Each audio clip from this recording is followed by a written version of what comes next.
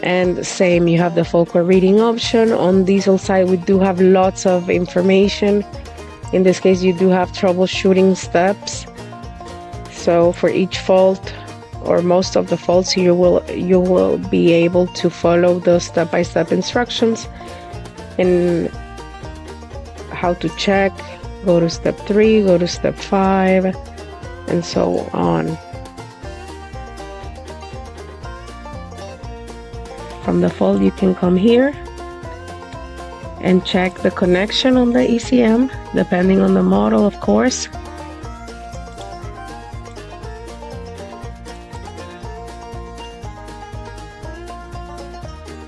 And there you can see the wiring diagram. The part will be highlighted already right from the fault. You don't have to find it or search for it.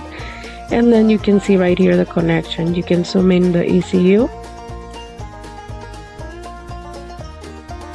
Check all the data and see the pinouts.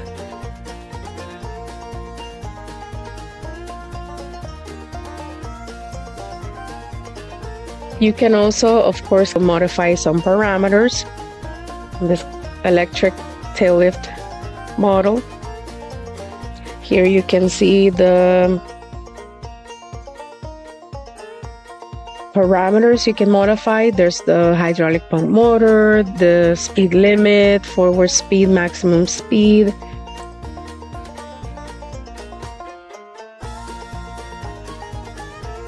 And this would be the full list. Electric brake. So there's several.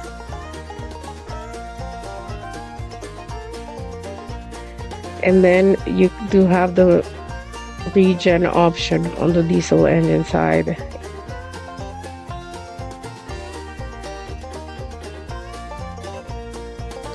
This is somewhat what it looks when you run on Regen.